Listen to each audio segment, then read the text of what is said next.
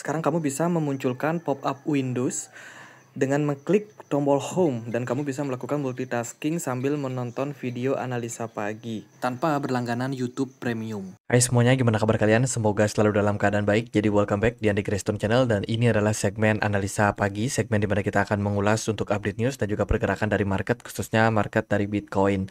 Hari ini ada beberapa pergerakan yang sangat signifikan ya dari beberapa altcoin, teman-teman. Salah satunya adalah Mantra, di mana kemarin di tanggal 14 April ya, itu mulai terjadi pergerakan yang tidak stabil, yang aneh ya, dan tidak seperti biasanya, dan akhirnya drop lumayan signifikan, teman-teman. Kita akan sedikit ulas di video kali ini juga.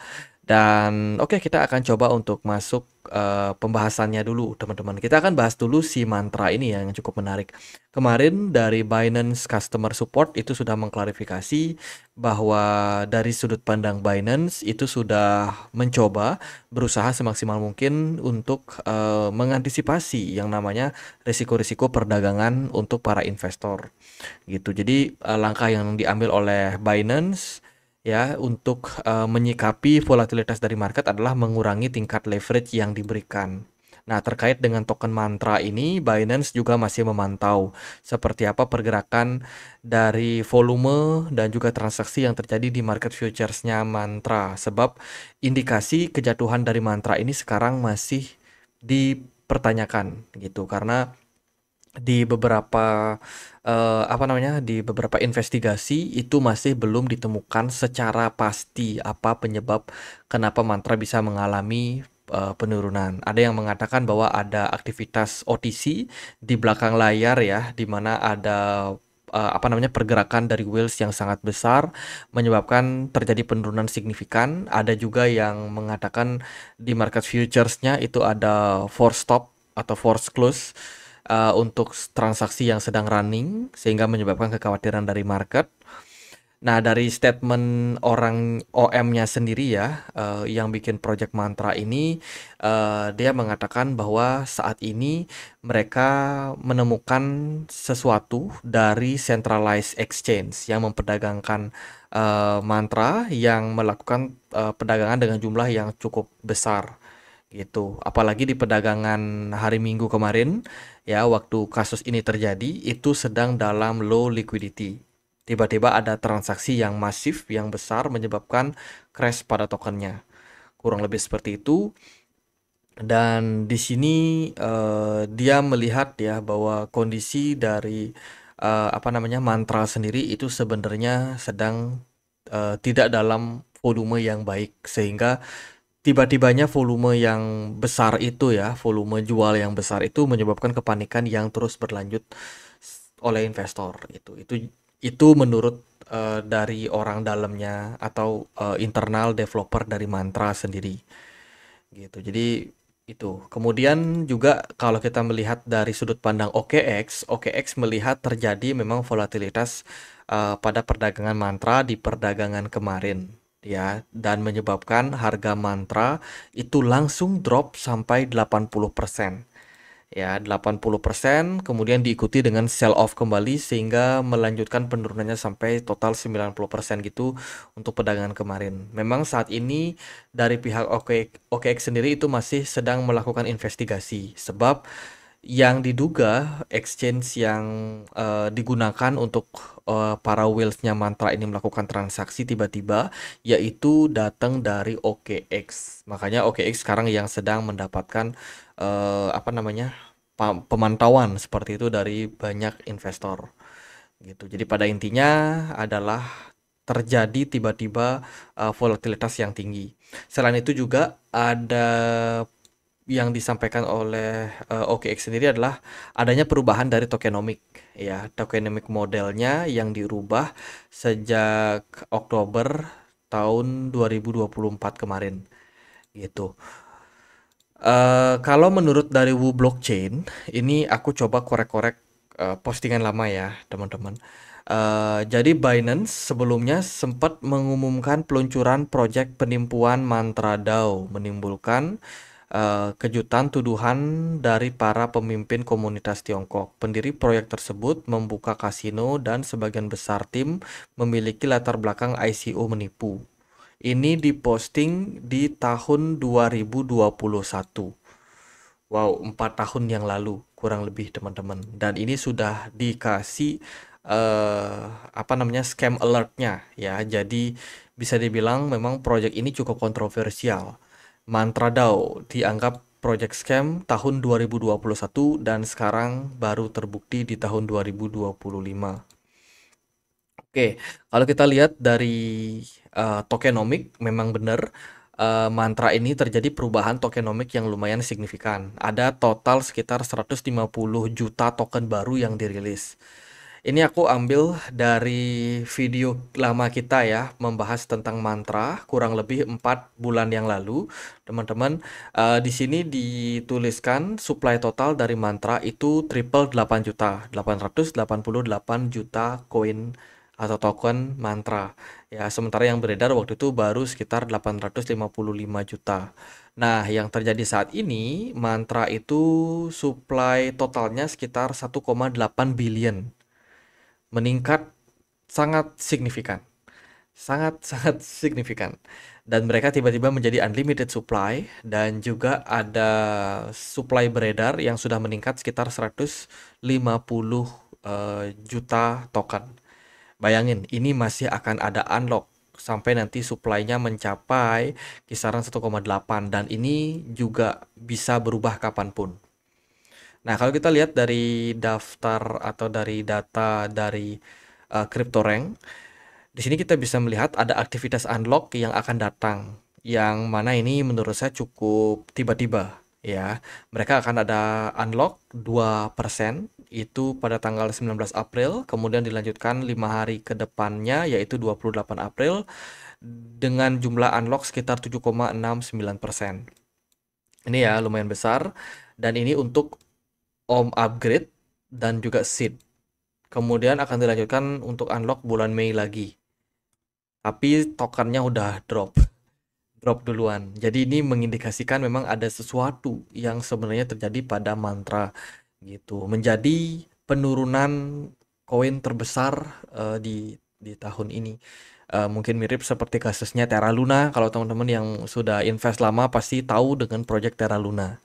Itu. Jadi tiba-tiba unlock, tiba-tiba merubah tokenomic, ya sangat signifikan terjadinya perubahan tokenomic tersebut menyebabkan market kaget ya, menyangka project ini adalah project yang bisa dibilang ya bermasalah lah seperti itu.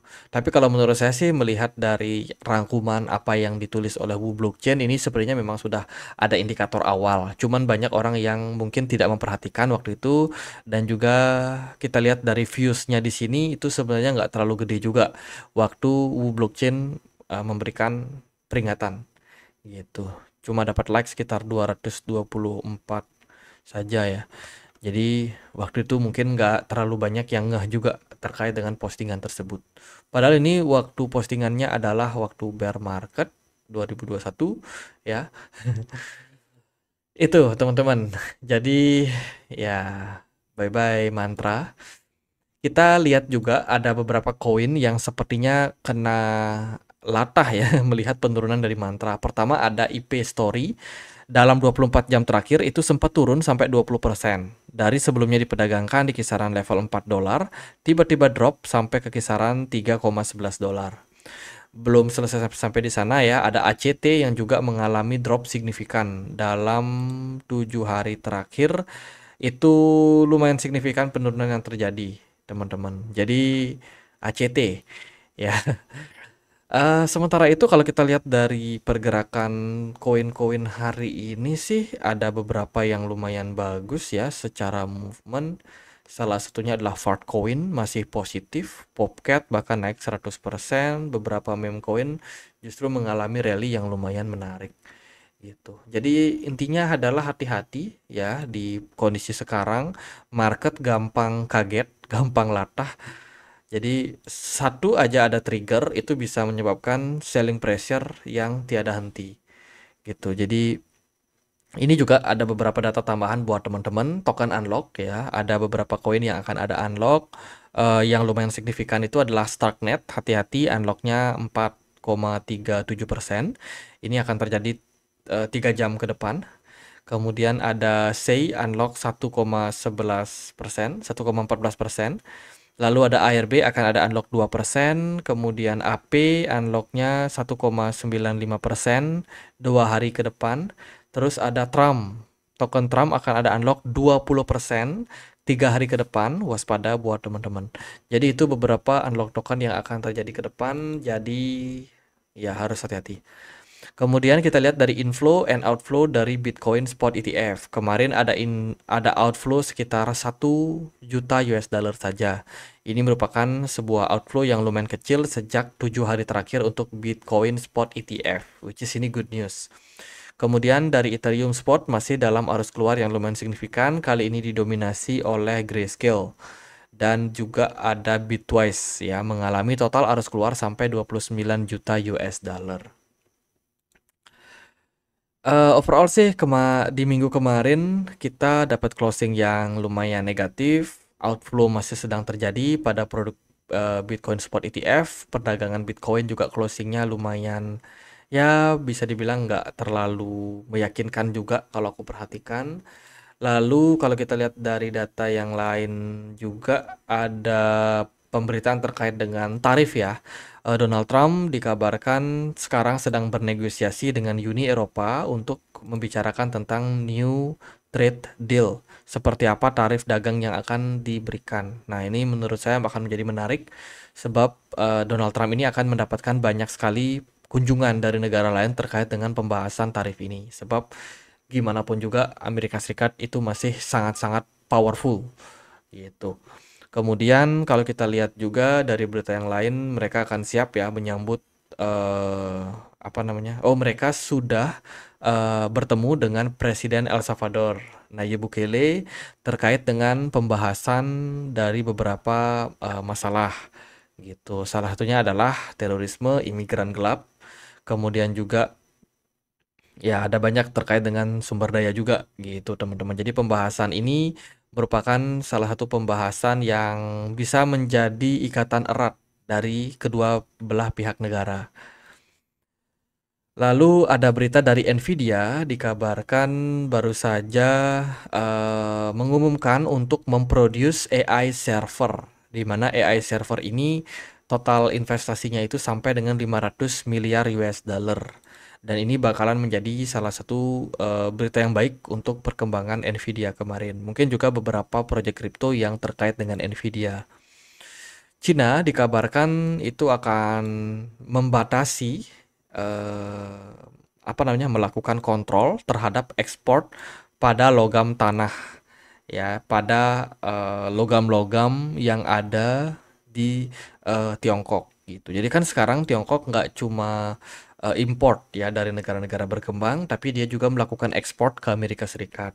Nah, kalau perang tarif ini terus berlanjut, Cina sangat memungkinkan untuk melarang total ya sampai melakukan pembatasan berskala besar terkait dengan ekspor logam-logam di sana. Maksudnya logam-logam itu kayak mungkin itu emas atau mungkin juga tembaga ya hal-hal seperti itu.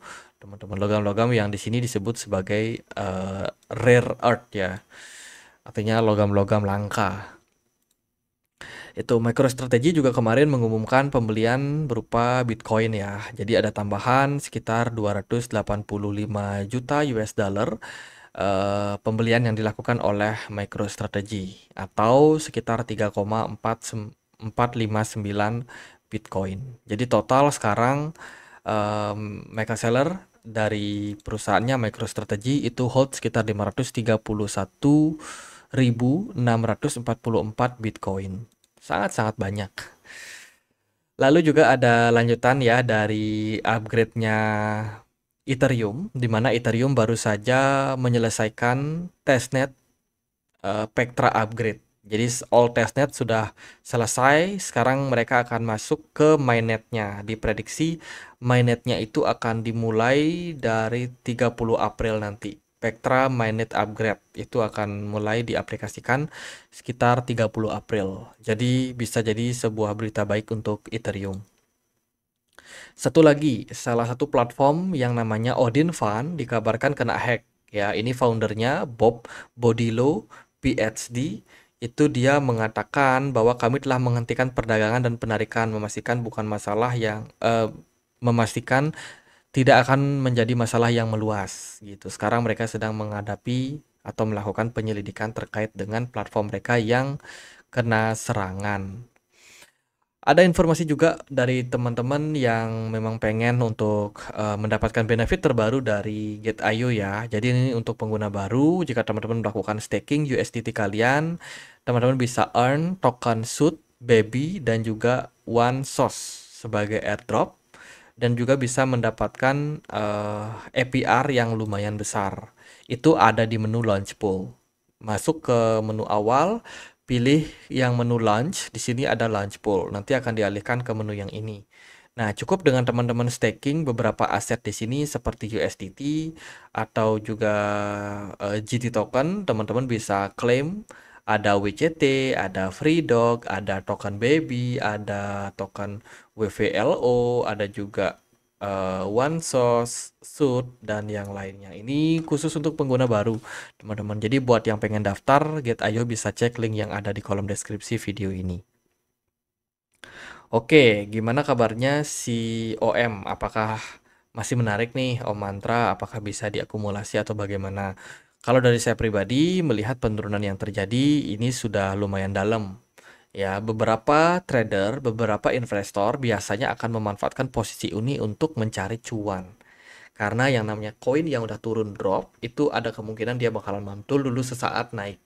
Nah, range naiknya ini, itu kalau teman-teman perhatikan mungkin nggak besar ya. Tapi kalau kalian coba cek lagi, itu sebenarnya kenaikannya itu bisa ratusan persen. Di sini biasanya dimanfaatkan oleh para trader short term untuk scalping di OM gitu. Jadi buat teman-teman yang pengen scalping di sini, hati-hati. Yang pertama adalah selalu manage ya, jangan all in. Ingat, teman-teman bisa memanfaatkan momentum ini, tapi tidak menutup kemungkinan harga tokennya masih bisa turun. Berita terbarunya sih OM bakalan listing di HTX ya, Huobi Global. Jadi akan meningkatkan sedikit liquidity-nya gitu. Itu kalau dari saya hati-hati aja bagi teman-teman yang memang berniat. Sekarang kita akan masuk ke pembahasan dari Bitcoin. Kita lihat kemarin closing dari Bitcoin itu cenderung bisa dibilang ya nggak bagus-bagus banget lah di weekly time frame. Bitcoin kemarin cuma closing di kisaran level, tar dulu ini berapa? Ini dia.